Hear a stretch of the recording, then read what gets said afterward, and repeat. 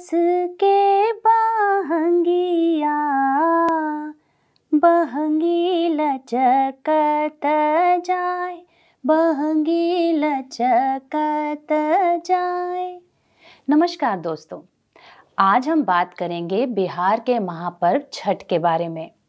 छठ पर्व बिहार में बड़े ही धूमधाम से मनाया जाता है। ये एकमात्र सिर्फ बिहार या पूरे भारत का एक ऐसा पर्व है जो वैदिक काल से चला आ रहा है और ये बिहार की संस्कृति बन चुका है।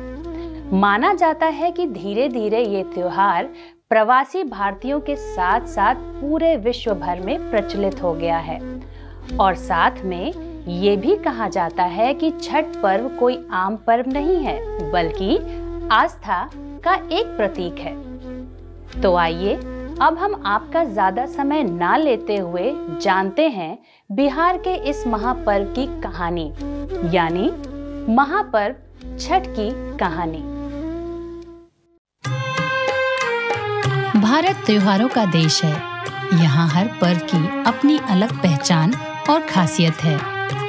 विदेश में भी भारतीय संस्कृति ने अपनी छाप छोड़ने में कामयाबी हासिल की है। दिवाली की धूम के 6 दिन बाद छठ का पर्व बड़ी ही धूमधाम से मनाया जाता है। वर्ष में 2 बार मनाए जाने वाले छठ महापर्व को पवित्रता, श्रद्धा और आस्था के लिए जाना जाता है। पहला छठ पर्व चैत्र माह में और दूसरा कार्तिक माह में मनाया जाता है। कार्तिक माह की षष्ठी को मनाए जाने वाले इस महापर्व का खास महत्व है। यूपी, बिहार, पूर्वांचल, झारखंड और नेपाल के कई हिस्सों में छठ पूजा को लेकर लोगों में खासा उत्साह देखा जा रहा है।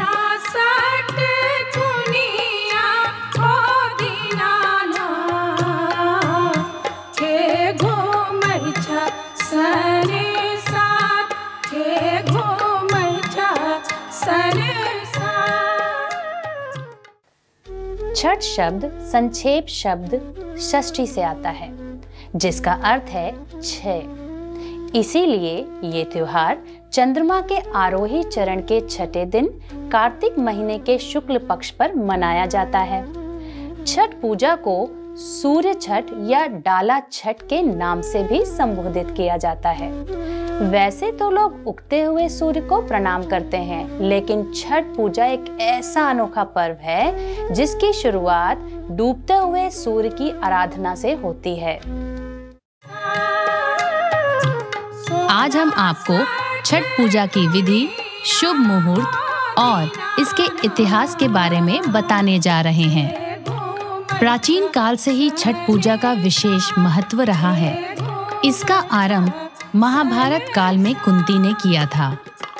सूर्य की आराधना से ही कुंती को पुत्र कर्ण की प्राप्ति हुई थी। इसके बाद कुंती पुत्र कर्ण ने सूर्य देव की पूजा शुरू की। वह भगवान सूर्य का परम भक्त था। प्रतिदिन घंटों कमर तक पानी में खड़े होकर सूर्य की आराधना करता था। सूर्य की कृपा पाकर ही वह आगे चलकर एक महान योद्धा और दानी बना।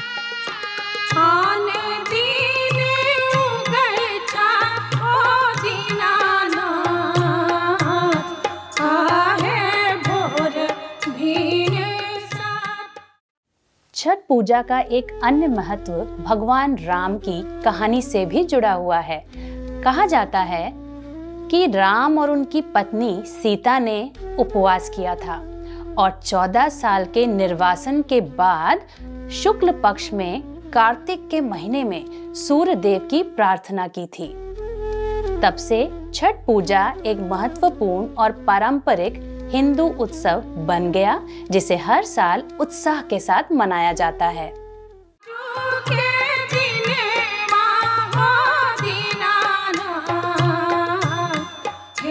इसलिए आज भी छठ पूजा में अर्घ्य दान की पद्धति प्रचलित है।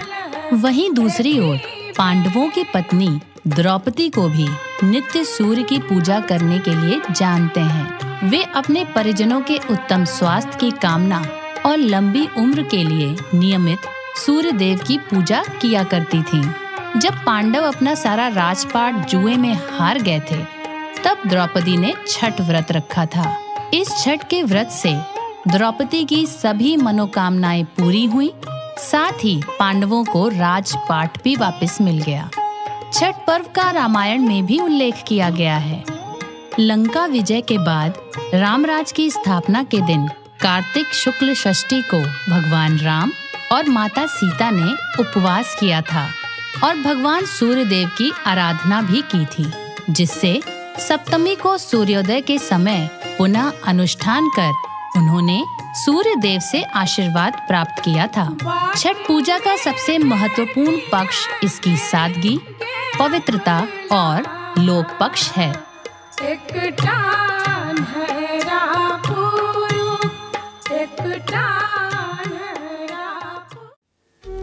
ये पर्व सूर्य के प्रति कृतज्ञता दर्शाने का दिन है। इसमें सूरज को अर्घ देना यानी सूरज को देखना आवश्यक है और ये सिर्फ सुबह या शाम के वक्त ही किया जा सकता है। छठ का अभ्यास मानसिक शांति भी प्रदान करता है।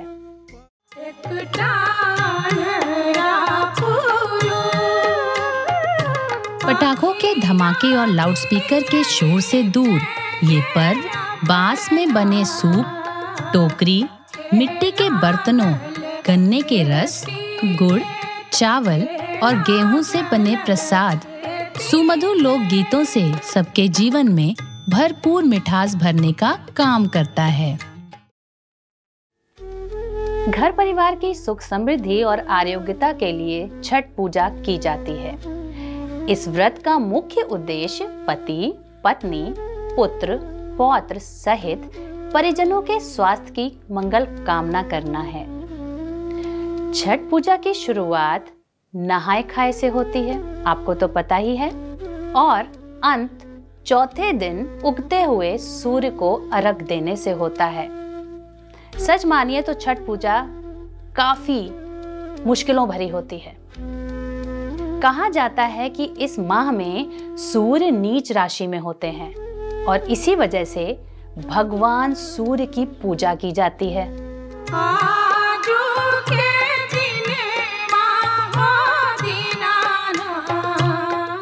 छठ महापर्व के व्रत की विधि।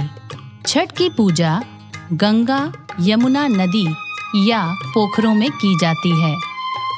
इसका व्रत नहाए खाए के साथ शुरू होता है और चौथे दिन सूर्यास्त में अर्घ्य दिया जाता है। तत्पश्चात ही भोजन किया जाता है। इस व्रत में महिलाएं 2 दिन तक उपवास रखती हैं और अपने पति व पुत्र की दीर्घायु की कामना करती हैं।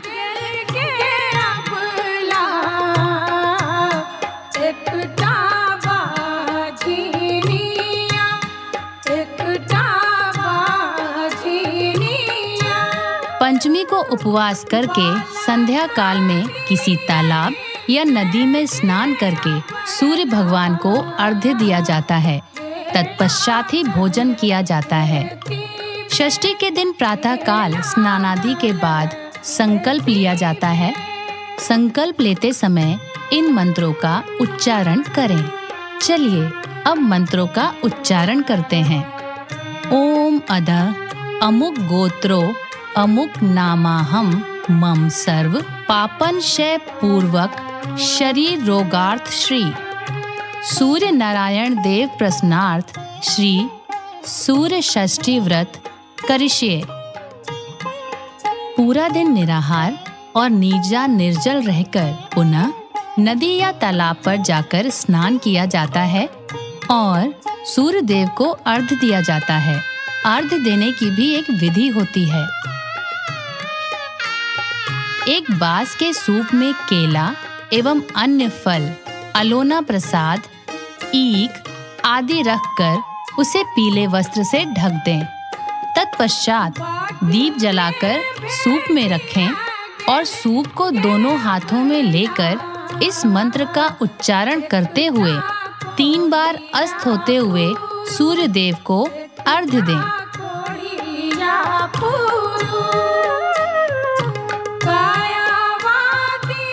ओम एहि सूर्य सहस्त्रांशो तेजो राशे जगतपते अनुकंपया मां भवत्या गृहारार्ध नमो अस्तुते।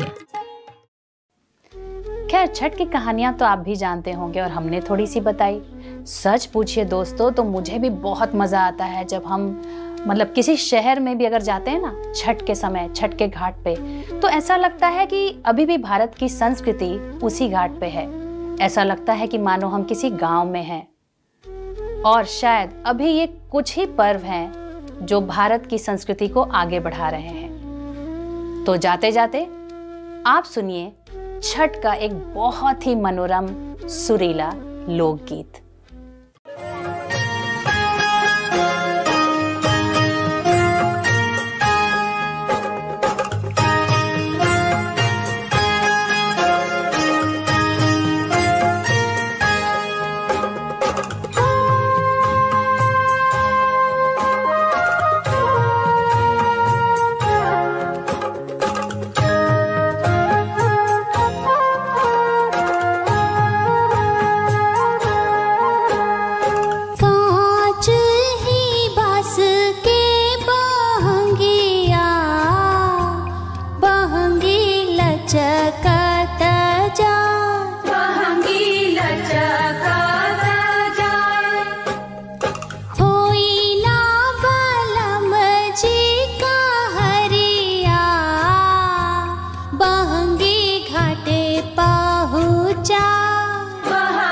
घाटे